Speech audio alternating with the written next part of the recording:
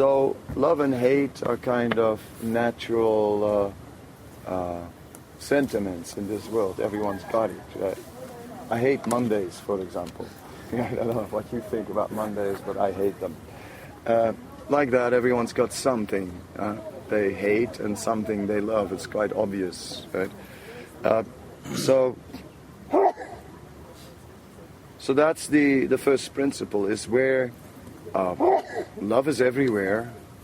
People, they love things, they love places, but more than that, they love people. They love other people the most. I don't know, people get all sentimental when it's about mom and dad and things like that.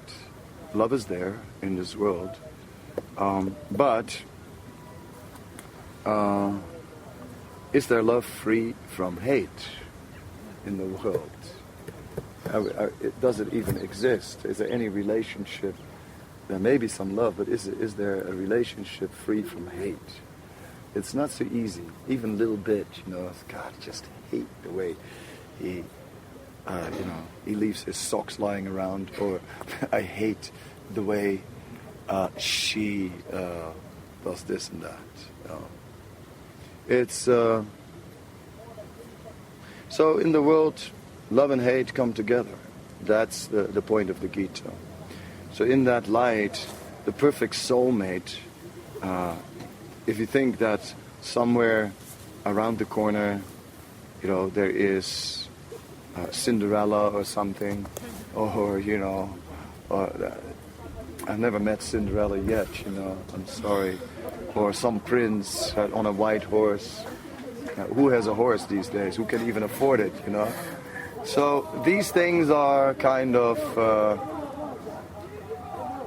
they more exist on the level of our desire. We desire it like that. We desire the fairy tale, perfection. But where is it in real life? Real life, you got to do with the best there is. That's more or less how it is. So whenever I see something like the perfect soulmate and exploding hearts, then you think, yeah, today it's going to be all rosy and so on, and tomorrow it's going to be something else. It said about falling in love, you meet a new person and this person looks so full of amazing qualities, looks entirely like an ocean. After a little while, you walk around that ocean, find out it's only a pond, and you could never bother seeing that person again, right? What can be said? A lot happens in the mind. It all happens in the mind. Dream in the mind of what we want, and then we project our dreams on reality. Yeah? But reality is not like what, it has nothing to do with that dream. Sometimes it looks like it's happening, and other times it doesn't. And then, after a while, you sort of, old people, mostly come to terms with that. Just wait a while. It's like, shut up. So love, where to look for the perfect soulmate, and love, it is possible. It is. Well, surely, that's the best quality we have. So can we rise above? First of all, can we ourselves develop it? Before we talk about relationships, what about us? It begins with ourselves. If we are not full of love, how can you expect a relationship which is full of love? It won't work. Not possible. Only for those who are themselves full of love and free from hate, only they can become perfect soulmates. No one else. So you can look in the world. So if you think like, every pot has its lid, everyone has his perfect counterpart. There is one person in the world, just somewhere around there, and that's the one for you, right? You know that one? it, that's rubbish. He doesn't bring any tissues. Yeah. I'm sorry to bring that up, but that's rubbish. It doesn't exist. It doesn't go like that at all. Right? Ask your grandmother. She'll tell you. It's not entirely like that at all. It's give and take. Right? The same old give and take. So on the material plane, the paper blows away. Love, is it possible?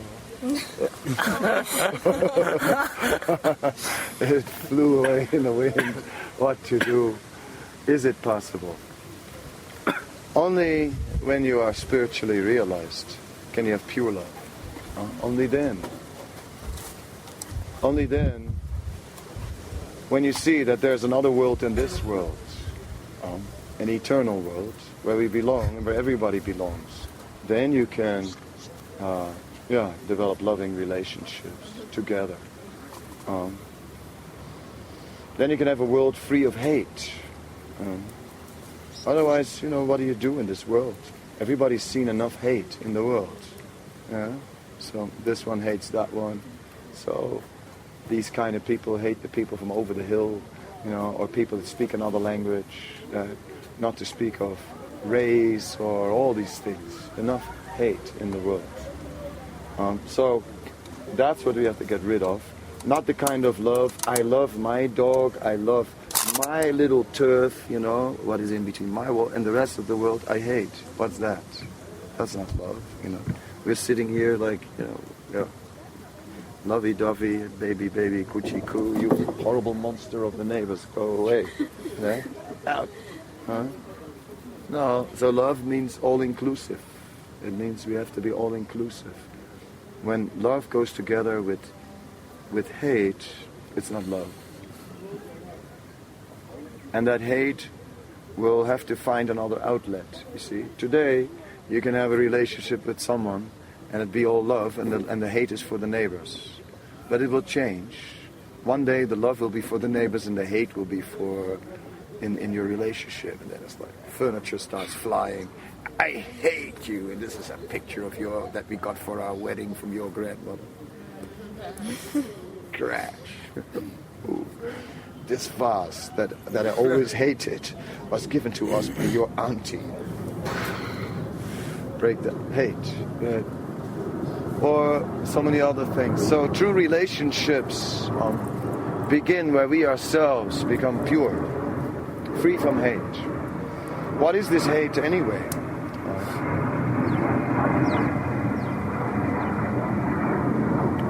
Like, for example, I hate it when planes fly over.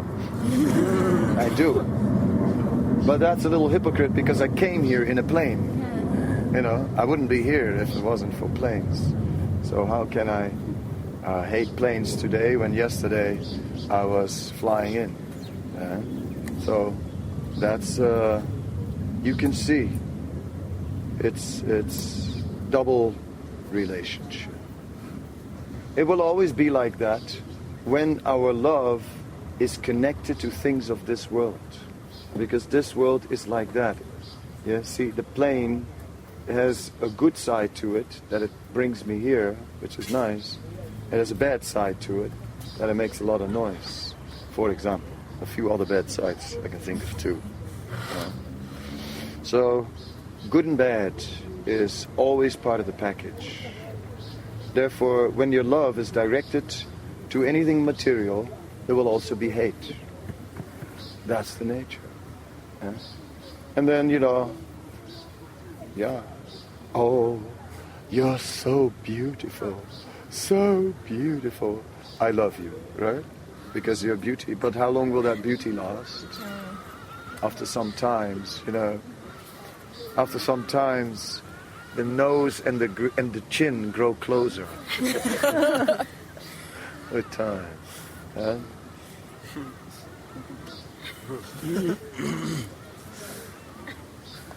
There was a movie called Shangri-La, right? And it's a story about a valley in the Himalayas somewhere, and there are these people, they live there, and they always stay young and beautiful, And there's this one man, he goes into the mountains, and by accident, he walks into this valley.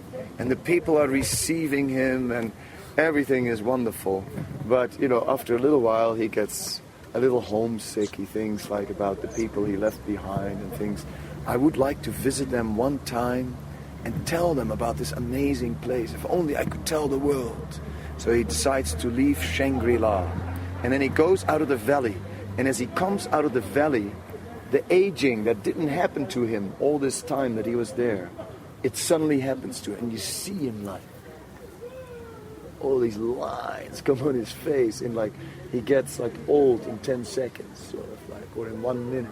It's like scary. Same thing happens to us. Right? Just take a picture of yourself once a month, and then put them all next to each other.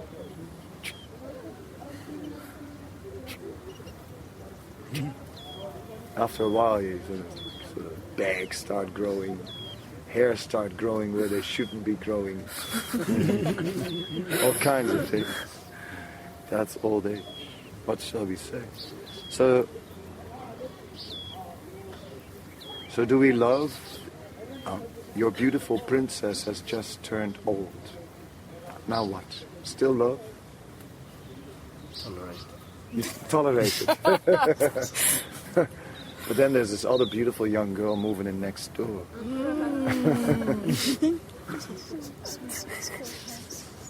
And the mind starts to wander.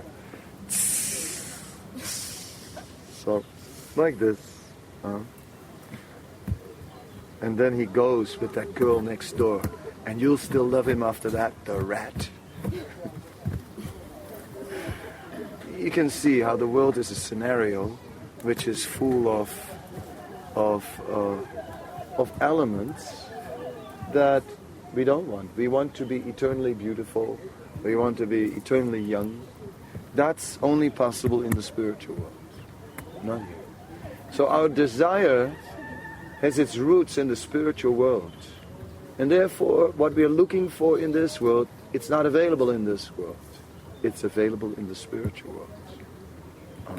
True love is available on the spiritual plane. That's where it's possible. Free from hate. Not here. And that's, of course, what we're talking about. That doesn't mean that you can't have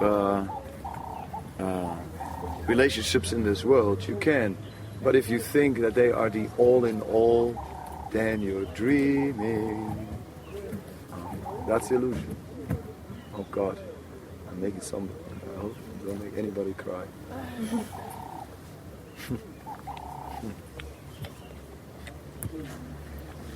It's not like that, because the spiritual world is wonderful. The spiritual world is, everything is blissful, everything is pleasant. A spiritual body is full of pleasure. It's not like, oh, my back, oh, nothing like that, or it's too hot, or too this, or too that. The spiritual world is blissful, and it's increasingly so. So that's where real love belongs. So even while we're here, when we go deeper, we can begin to perceive the spiritual reality already, because behind everything here, it's there. It's actually there. There's more than this world. So that's where love has to take us. It has to take us to the spiritual platform. Now, maybe it's already time for questions, isn't it, Manasigan? Because we are short of time. Maybe. Does anybody have some questions or something? You can write something down or just put here. Or something that you came in your mind with. Okay, let's see what you got. That's a good start. That's Get started your question.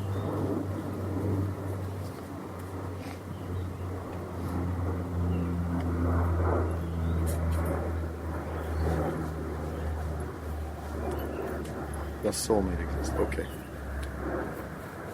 Does sex compromise the love in the relationship and how? Okay. Sex is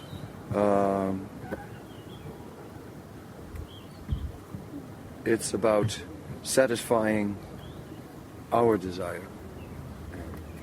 That's the thing. So, therefore, lust, the basis of sex life, lust is selfish. Lust is about me. Yeah? Lust is about my desires. So you work for me, and then you can try and take that to another level.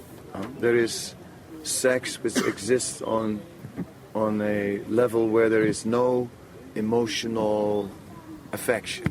It's just bodily exchange. Then it's obviously gross lust.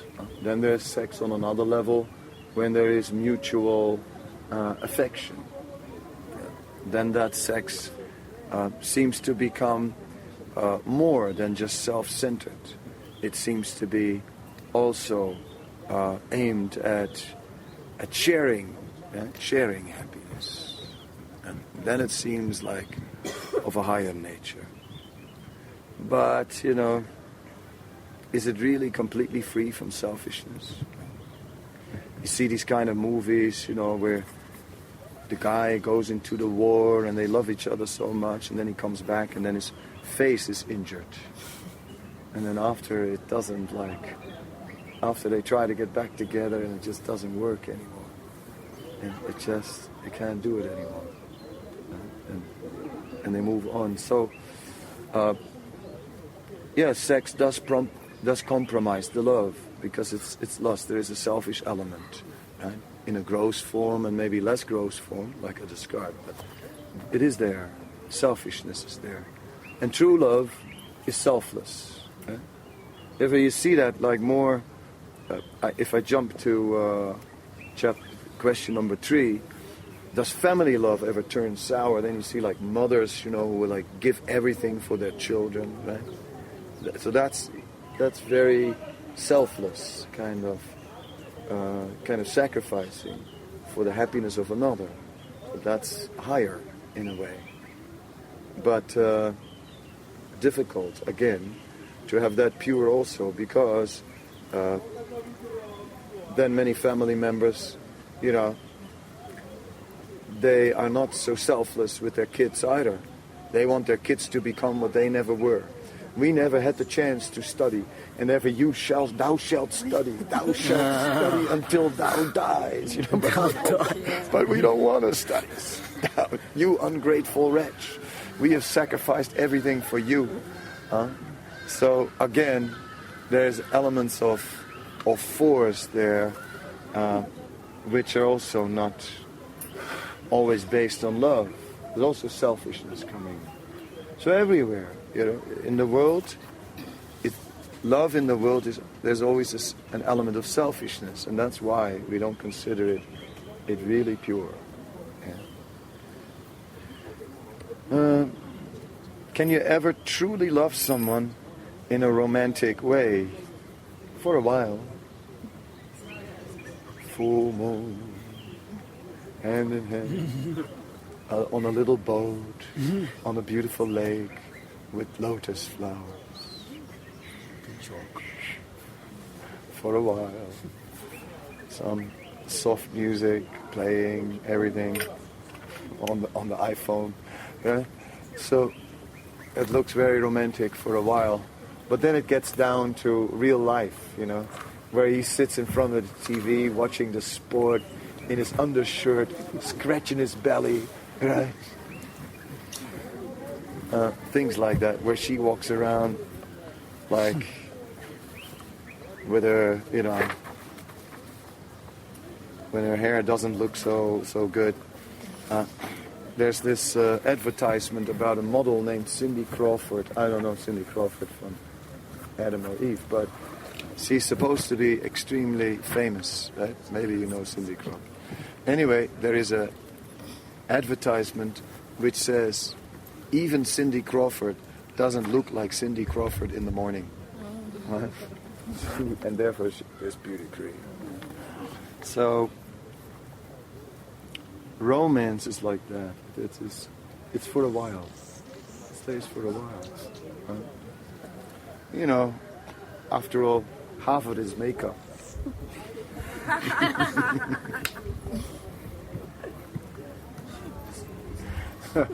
No, I was just looking that way, and she's just putting the lipstick. You know, I couldn't resist it. Sorry for that.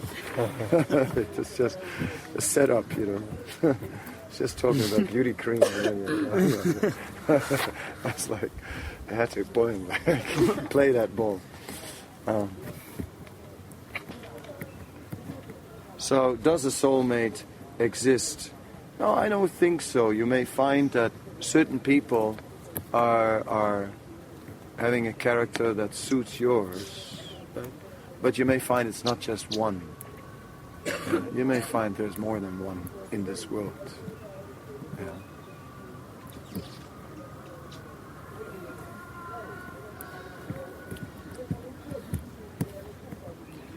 When do you know you found the perfect love? Then you love life. Right? Then you love everything about your life. Then it's a perfect life. Then you're satisfied, fulfilled. Yeah? That's perfect love. But as long as you're not fulfilled, as long as you're sort of thinking like, yeah, then not satisfied. Then it's not perfect. Is it possible to love someone for the first time you see them? Yeah, these things are going on. Right? Maybe some intuitive attraction. But will it last for a lifetime? That's, you know, for a lifetime you have to conquer someone. Yeah? In relationships, you can first take things for granted. Yeah? You can sort of, someone may look attractive, but the essence is in relationships, you have to conquer the other person by doing so, by going out of your way for them. Then you get, you know, like you don't love your parents just because they're your parents. You love them because they've done so much for you. You know? That's right. They've conquered you by what they did for you. It's not like, oh, no, these are your parents. Oh, okay, then I love them. No, it's because they did a lot for you. That's why. And if they didn't do anything for you, you don't love them. Yeah? For example, you have cases where the child was given away at the time of after birth. The mother was alone. The child was adopted somewhere. Then later they meet their biological mother. But then that relationship is not there. And there's no love. This is your mother. Okay, that's my mother. But no love. Because, so in relationships, there may be love at first sight, some sort of hope that this person really looks like the one I've been looking for. But unless you conquer in relationships, by going out of your way for someone else, otherwise the love will die over time. And to really going out of your way for someone else is difficult when you stay on the material platform. You only see that really in spiritually realized persons. So to keep on conquering others' heart is practically not possible for a materialist. Next one. So keep on writing your questions because I'm flying through them too fast.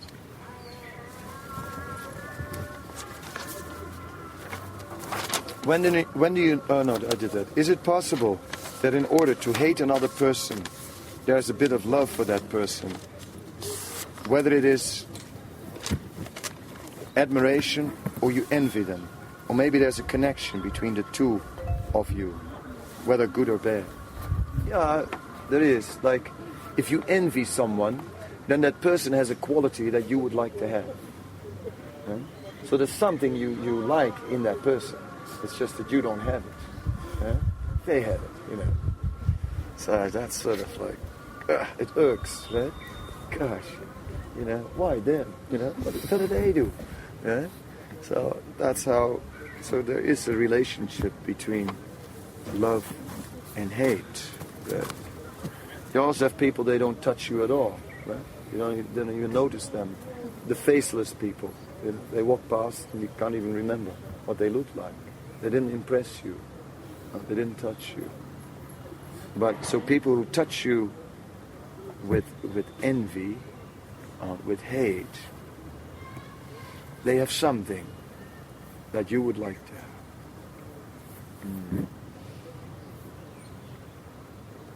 But envy, of course, is hate. It manifests in so many ways, you know. It's like there was a wolf and he was drinking water in a stream, and then this little lamb came and also started to drink from the water. So this wolf says, "Hey, you dirty little lamb, how dare you stick your filthy snout in my water?" "No, Mr. Wolf, it's no problem at all because I'm drinking downstream from you." "Now look at that. First you stick your filthy nose in my water and next you give me lip as well." Yeah? No. And last year you did the same. "No, Mr. Wolf, it couldn't be me because last year I hadn't taken birth yet. Now it's enough, you know. For this I'll eat you." Right? So that's also envy. That we don't let people exist. That's envy. That we don't give them any space to be. Yeah? I can say, you can live, but you cannot breathe. Yeah? But how is it possible? I have to breathe. Yeah? No. You can live, but you cannot breathe. Yeah? Sorry. You can't use any air here. Yeah? I mean, so I let you, I'm so liberal, I let you live. But the truth is, I don't let you exist. So this kind of envy is a type of, it's almost passive hate, and where you just don't allow people to exist. And of course, well, apartheid has a flavor of that also. Right? Just don't give people a life. Right? So that's all envy. There's more active hate where you outright try to destroy someone, poison them, kill them. Like, yeah. That's again.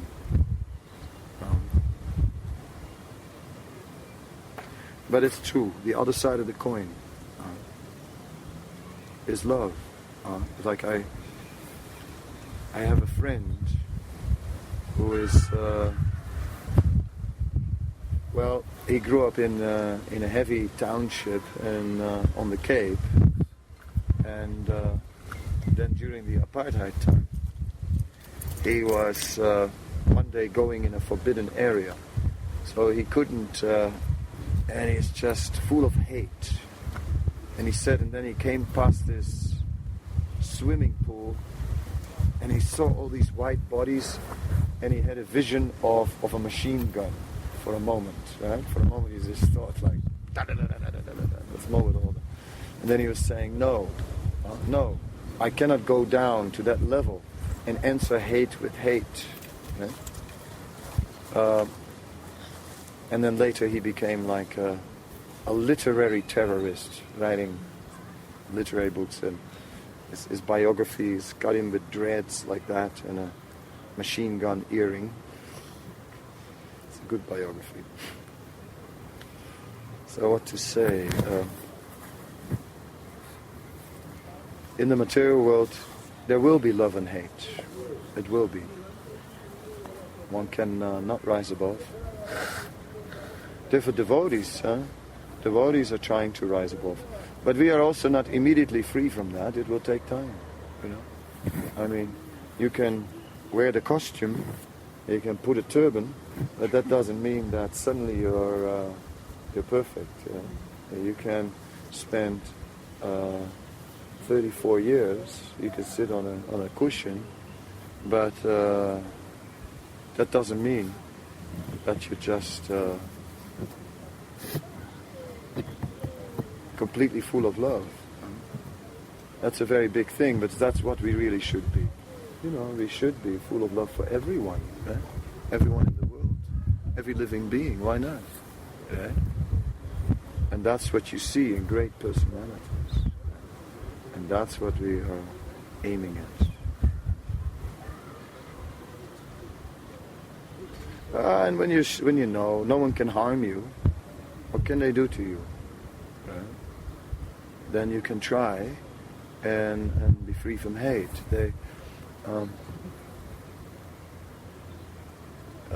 Because, like Bhagavad Gita says, the soul cannot be cut to pieces, soul cannot be burned, soul cannot be drowned, soul cannot be harmed in any way. If you really believe it, then what you got to worry? But it's not so easy.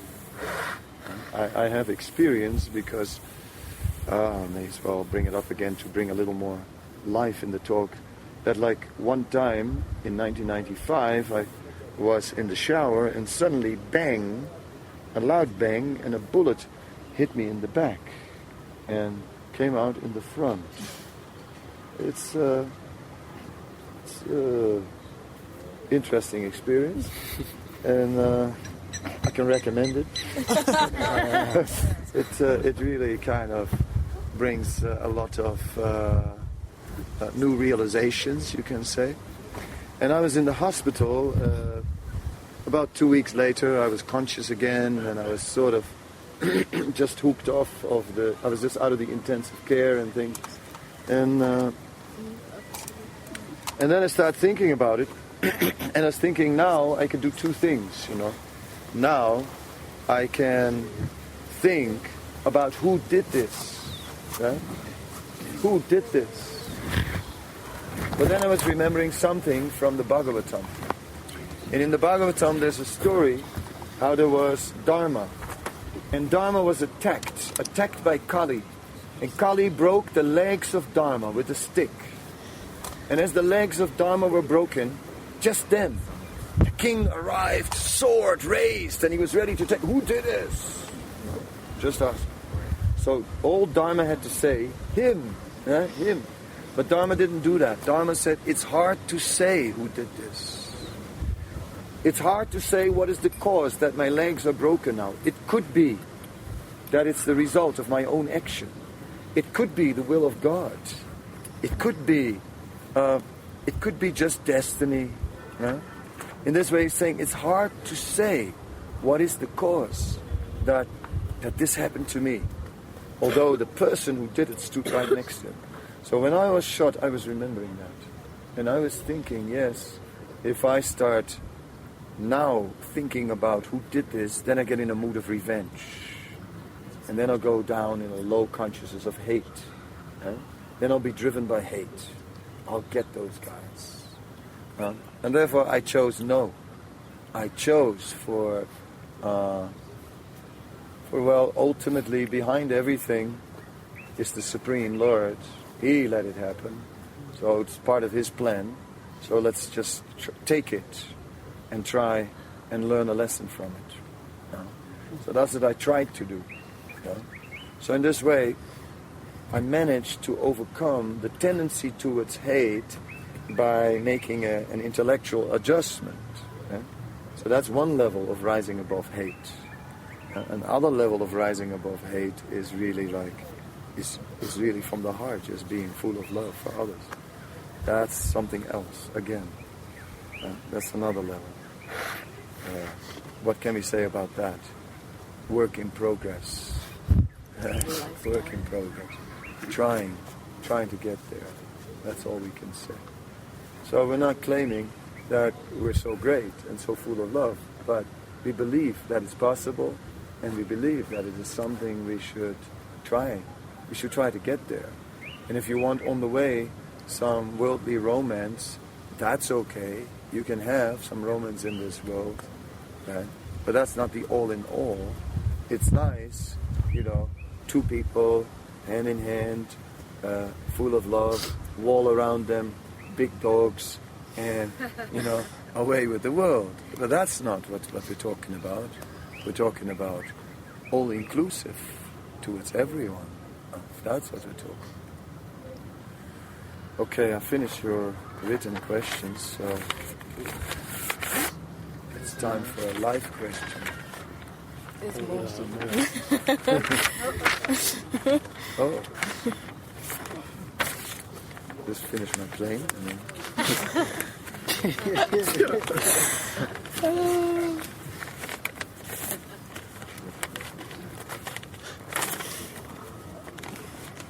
see if it flies now. Think about it. You can fly it to Sydney, Maharaj. It's just in the background. Oh, it's got to the Crash roof. landing. Crash landing. Okay, we try again. Oh, again. Let's go up. We need to adjust the nose a little.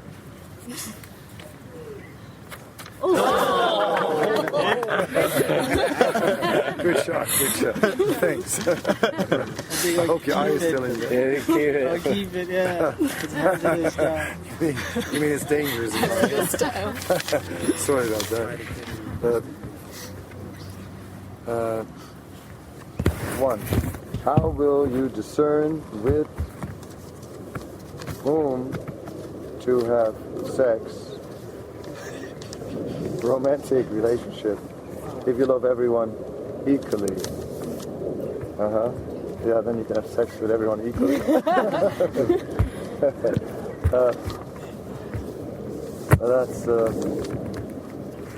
No, the more you get involved with real love, the more lust is no longer such an issue.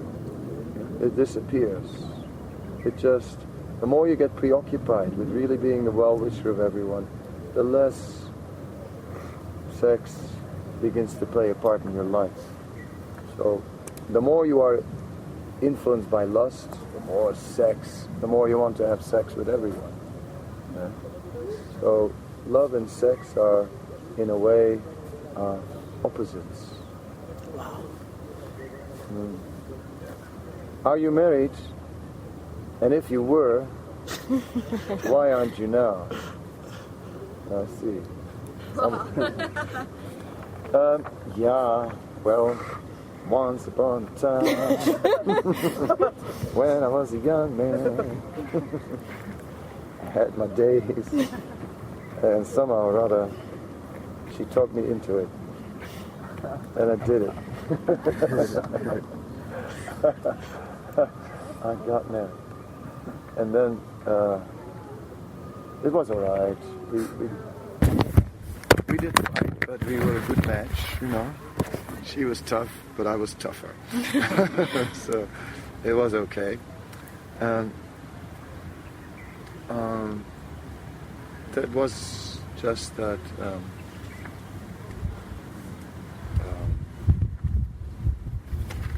Yeah, I got into seeing that there was more than just that. Right? A man and a woman, I could see that that's part of life, but I could also see there was more. And I wanted something greater with my life than just that. So I got into spiritual life, and then we were in spiritual life together for a long time. And then we're both growing old, you know. Okay. Here we sit, hand in hand, bone in bone. You know? Is this it, you know? And again, 88 and still loving each other, yeah, like anything. Well, you know, so romantic. Drooling. So, I just, at one point I said, I'm getting too old for this stuff. I'm getting out of here. Now it's the time for just spiritual love and nothing else. So then I told her all about it, and one day I left home and I took sannyas, the life to be free for spiritual life. And I must say, it's bigger. It's just a bigger level of inspiration. And this part of my life is the best part of my life, I gotta say honestly. Although the other part was okay, and my former wife was okay, but still, this is better.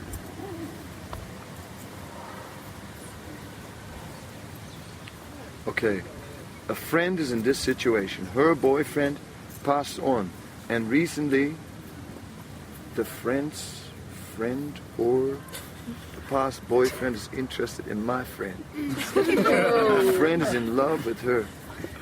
that I know, but the question my friend keeps on asking is must I move on with my past boyfriend's friend? Gee whiz, you know. Or must she respect her past boyfriend? Please help. He's crazy in love with her. No wonder I would be crazy too. So many. That's a complicated situation. Personally, I think life is simple for the simple. And this sounds not simple to me. If you ask me, whoever is involved in this situation makes matters of love too complicated. You know, the friend of my boyfriend's friend is friendly with, you know, all the friendly people that are. It's, I think you got to make choices in life. No. I wasn't thinking it. I'm sorry. It's just my neck. Yesterday, I came on a long flight and I got a stiff neck from the flight. And every once in a while I want to turn it a bit. That was all it was. No, but it's the question is appreciated, but I would have to see it in a table, you know. I mean, sort of like friend, and then I could figure it out. I mean, if it's all text, I mean, there's too many friends, and boyfriends, friends, and God, I mean. All right. Can I try and simplify it? I think I get it a bit. Couple, boyfriend dies, friend of the boyfriend wants the girl. Yeah. Does the girl want him also? Yeah. She thinks he really loves her. She thinks who really loves her? The friend of the deceased. Yeah, well, so what's wrong with that? Can you get your answer? You know, They just move ask on, you you know, if it's move okay. on, okay?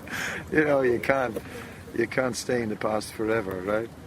But one day maybe you'll find that all this loving this one and loving that one, etc., you may find that that's not the all in all.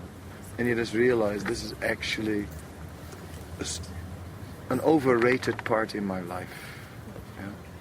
And I made too much out of it when I was young. Now that I'm a little more mature, I see the bigger picture. And in the bigger picture I see, okay, you may have a partner or you may not have a partner. That's fine.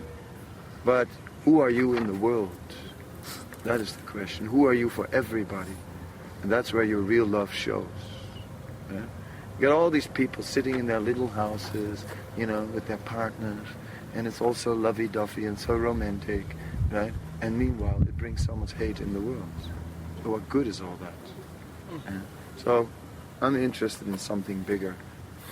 But I thank you for the translation because, boy, I mean, shoot, this was complicated. I'm sorry I lost track. Friend's friend.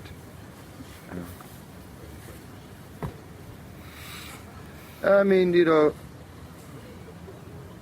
if someone's had a relationship and they're still emotionally involved in the old relationship, then maybe it's not time to immediately start a new one. Take some time to let the old one settle down, the emotions settle down, before jumping in a new one, generally speaking. Do we need the ego? Do we need the ego in order to advance spiritually? And what's the difference between the ego and the false ego? What is the ego? The false ego is simply selfishness. False ego is simply that the whole world is for me. It's all for me. Right? All these people are for me. Yeah? They're for me. You're for me. I'm the star here. Me. Yeah. It's about me. So that's false ego, as long as we are the center of everything. Right? So everything, he's my friend, he's not my friend, you know, he's my brother, she's my sister, they're strangers, you know what I mean? It's all about me. And I put everything in his place, according to me. He is my friend because he gives me a lot of money. I like him a lot. But not as much as I used to, because he gives me less than before.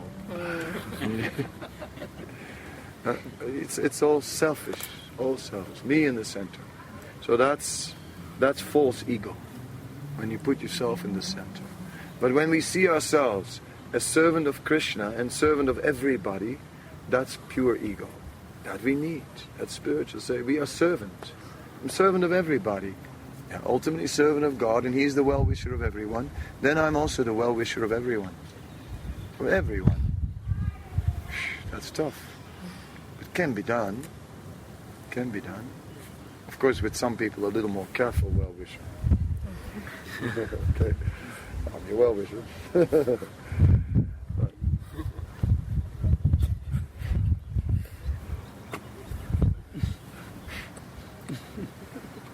Not good. Not good. Sorry for the attack with the bomber. It's cool, it's cool.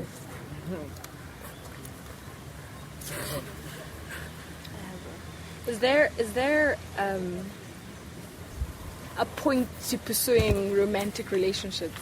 I mean, what's the gratification? What's the big thing? Well, I mean, it's all part of a scheme, like having children, getting romantic, having family, and then staying together, and then bringing up the kid together, and loving the kid, right? And everybody loves everything. Mom loves dad, dad loves mom, and both love the kids, and and it's all like. I'm sure you get that's supposed to be a healthy family and healthy family life. So the whole romance thing is actually part of that. And so for those who desire that, who want to get into all that, they can do. And then it makes sense. Like here's a brahmachari, and he's like doesn't want to know about these things, isn't it? Forget it, It's like romance, isn't it? What do you think about romance? On the spot.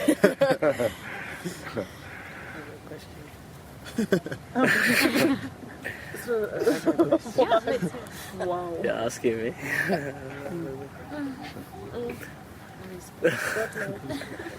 It's been superficial. Romance is superficial. I got a question. Yeah. Can I ask? I've got a question. Can I just ask it? If it's related, yeah. Yeah, it's sort of, yeah, it is, I guess. The question is, currently, like from my observation, I've seen that the line is becoming a bit blurry. Romance, women want to be worshipped.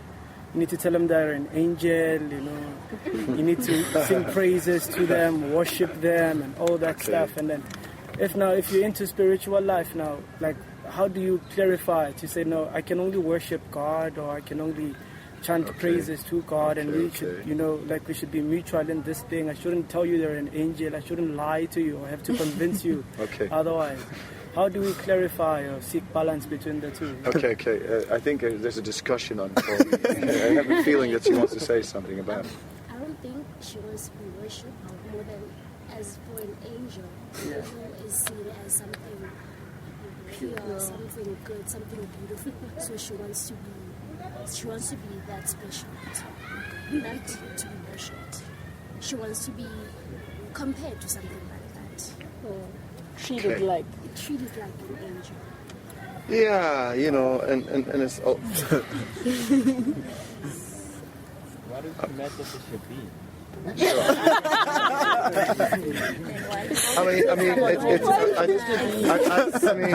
Honestly speaking, I think it takes two to tango. Yeah. You know what I mean? It takes two to tango, because it's not only that she wants to be called angel and and worship, and he wants something too. Hey, come on. Okay, true. Yeah. It takes two to tango. But so what do you do now in spiritual? Yeah, it's just that you understand that it's not. It's fine, you know. You can call each other angel, yeah, and all the other sweet names that you have, you know, that you sometimes hear. But it's not the all in all. It's just okay. It's part of life. If you can't be alone, if you have such a strong need for being with someone else, go for it. And it will bring many extra things into your life. Once you get a partner, whoa, so many things you have to change suddenly. You know, when you're alone, life is simple, and you have a relationship. Boy, oh boy, start looking at your needs.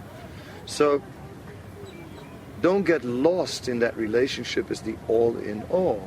Have it or don't, but understand there's a bigger world out there, and that you still have to do something in that bigger world. Yeah? It's like when people ask me about sex, right? Then all I can say, it's overrated. You know, we're living in an oversexed world where sex is made into something so big. It's obviously part of our existence, right? But it's not everything. In the same way, you know, love, angel, and everything. Very nice, but it's also not the all in all. It's can be there. Even if someone calls you angel, right? Even if the guy calls the girl angel, it's not going to be enough, you know. So the ladies have to rise above this this desire to be the most important in a man's life. See, in a relationship, that's what a woman wants. She wants to be, and not only that you say it, but that you mean it. That there's nothing more important to you than her. That's what she wants. But even when you get that, you won't be happy. Because there ain't no man in this world that can satisfy a woman. They don't exist. Sorry to say. Only in the movie. Only in the movie. Man, believe me, if you didn't know it yet, men are useless.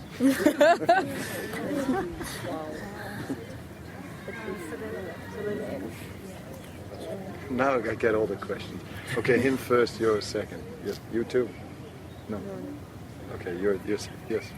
All right, let's say a certain someone who was married for X amount of years, had dreams, you know, a vision for the future with this other person, then they decide to devote their life to God. And they say that person decides, let's say, to be celibate and just dedicate their whole, you know, become a monk, whatever. What isn't that in its own, like chasing spirituality, or let's say finding that vision of spirituality sort of selfish on its own? Because what are you expecting that person to do with those dreams, those plans you had with each other?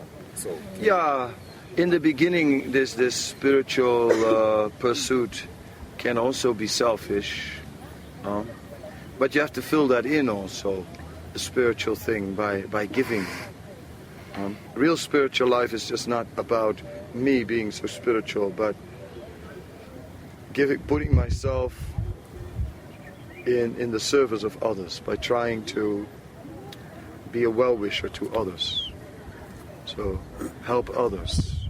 And when you give your whole life to that, a person who gives his life to the well-being of others, that person becomes very spiritual. Whereas the person who wants to become very spiritual for him or herself, that person, and even goes to celibate or yoga or this or that, you know, that person is still selfish.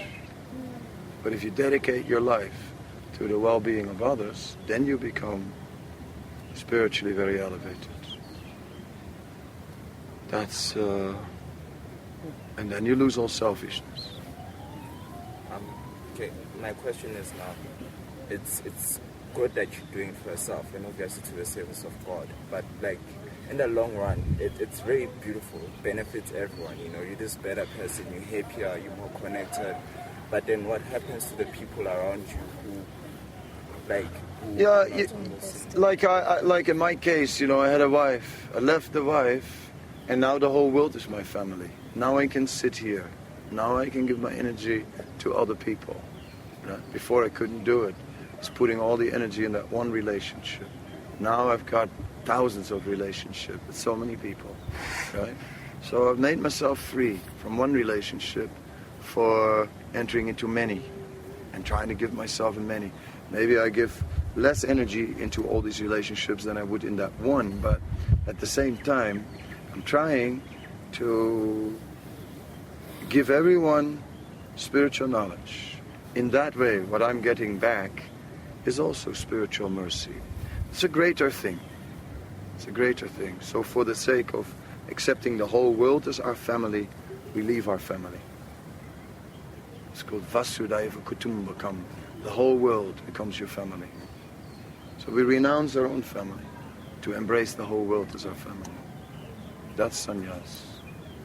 That means giving up family life. Then you can do it. Otherwise it's selfish. Your turn. We were talking about Loud.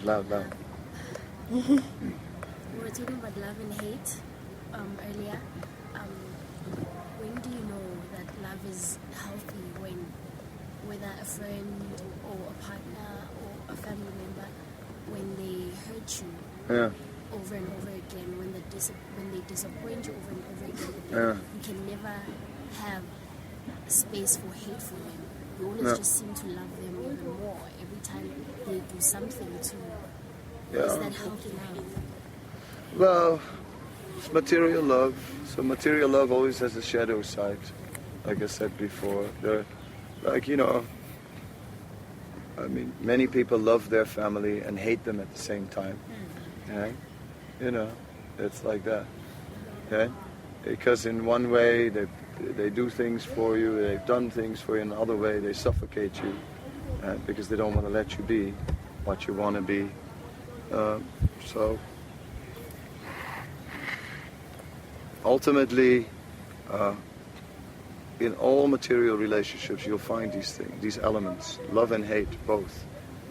That's why I say, next to it, have it, right? What if you can't hate the person? If you can't? If you can't hate them. You can't hate them. No matter how much they hurt you. Yeah, but maybe you are in denial.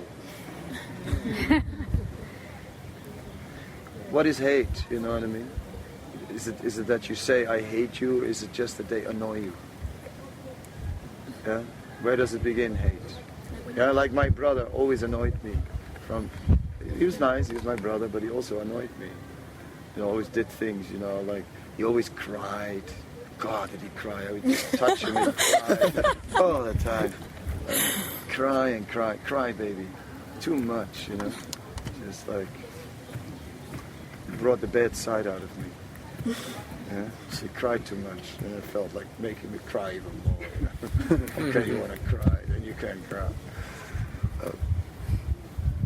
So this goes on in every family. This kind of. So how can you say that they get on your nerves sometimes? No, nobody ever gets on your nerves. But this one person. If nobody ever gets on your nerves, then you really must be an angel. There are, but this one person really doesn't. I tell you, she's an angel, you know.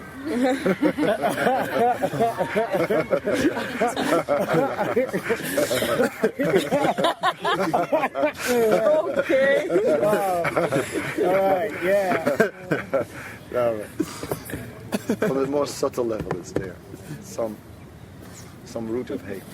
Real love is very deep. Your turn. Okay, I'm not talking about romantic love. Say love between parents and child or something like that. And the parent was abusive. Okay, but let's take it like this. That the child is seeking to live a life of spirituality and community with other people, okay? But obviously it's not there yet. But now say somebody would come to, and I don't want to say your level because even you, Nana, said, I mean, you're not on any level. Every day is just every day, and you are taking every day as it comes, helping people. So I know you acknowledge that about yourself. But say somebody on your dedication level of being spiritual, does hatred for somebody who hurt you vanish at some point? And I mean, say you tap into the love of God, which you would see God in every person, because even evil people have God in to a certain degree. God is in everyone. But then, what if you can see God in that person that abused you? You can see a level of God, and you love that part of God. Is it bad to then hate the other part of that person? And I know that by virtue of hating, it's already a material thing, and I know it's a material thing because say that person hurt you physically, that is a material thing. So yes, you are hating them because they hurt you in the physical plane, but then how can somebody be worthy of your love if they are on a level of wanting to hurt you, even if it is in a physical plane? Isn't that spiritual as well? Yeah. I mean, why would we can you hate? love that person? Why would we hate? You know, even if someone tried to harm us, only can think that somehow or other this person is bewildered. Right? I don't know how it came about that this person became so confused about what to do in life that they tried to hurt. Like, you know, whoever shot me in the back is, you know, it's something I remember. You know, I mean, it's not something you forget, but I don't hate these people. I know it was more than one. There were several people involved. I don't hate them. I just think they lost it somewhere, right? They lost. So all my well wishes are with them. I don't wish them a lot of punishment or anything like that, or that they suffer, you know, for what they've done. All that I wish is that they will become elevated above this kind of foolishness. Right? They come to a better consciousness. That's all I desire. And I prayed for that. Yeah? For the rest, I have no bad feelings at all. Yeah? I mean, you know. And I thought about it, what it was in me that brought about such a thing out of people. Maybe I'm taking what you say from a general situation to a personal situation, but because I went through something like that, you know what I'm saying? So I have some personal experience of that. And in general, yes, why not? Why would we hate? Love doesn't mean that you think everything someone else does is okay, isn't it?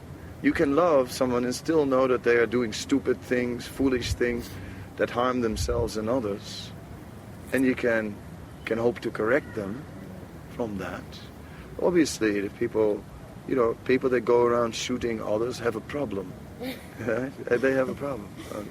You know, under normal circumstances, you definitely think they have a problem. Right? And it's like a disease. So why hate the person?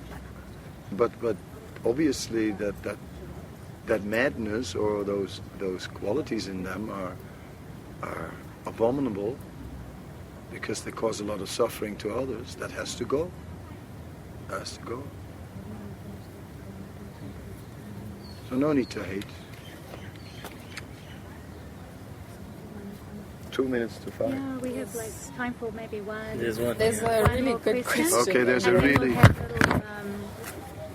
a little mantra meditation, and then I'll start making up plates. Everyone can make something. All right. How do you make your fully materially based partner realize that your union isn't just physical? Okay. You have to conquer. You have to conquer that partner, little by little. You can't just tell someone that there's a deeper spiritual dimension, hallelujah, they won't buy it, you know. You have to take them into an experience of it. Only then, only by conquering. And it may take time, because it depends where they are. If they're, how did you say, fully materially based, a fully materially based partner. But little by little, show how the vision is better. Just like, you know, this Krishna consciousness little by little began to grow on me. It wasn't like from one day to the next that I got into it, but little by little it made sense. Like, non-violence makes sense to me, because I don't like violence to me either. You know, and it's saying I don't like it to be done to me. So why would I do it to others? It makes sense in that way. A world where people can coexist without violence. So a lifestyle of non-violence made sense to me. A lifestyle of, a merciful lifestyle. You know I did it wrong. I know I should have done better. But anyway, I blew it. But please give me a break, kind of thing. God, you totally blew it. How could you blow it like that? That's totally stupid. But anyway, I'll give you a break. Right? That's mercy, you know. There's some mercy. When there's no mercy at all. Like I hate, talk about hate. I hate the modern way that everything is done via a computer online. Because I can't talk to anyone, you know. And it's online, application denied. And I can't really talk to a person, you know, and say, please have some mercy, you know, like, I mean, I really have to go, give it, please. Oh my God, can't talk to a computer, you know. Computers have no mercy.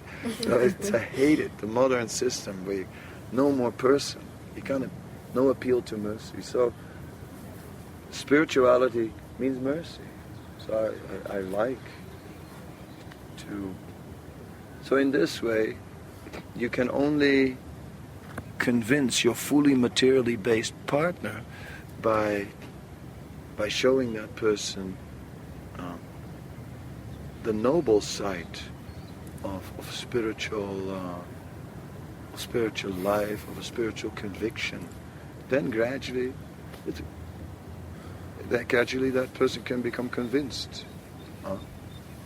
Your fully materially based partner is just as much as you subjected to the material world, which brings happiness and distress. And how is your fully materially based partner gonna deal with that? Are they gonna be just happy about it? Huh? No, of course not. They're also gonna go through happiness and distress. So, at time of distress, it may be a good time to strike. Right? How about this? You know? Okay, makes sense. Yeah. So everyone, you know, no one is so materially successful, actually. Nobody is materially successful. Some people act as if they are, but behind the facade, they're not. They're not. Therefore, everyone can sooner or later accept a spiritual concept. And that's how you can penetrate. Some people, you know, are like thick like a brick, you know what I mean? It takes a little effort to get through what can be done. It takes a little longer.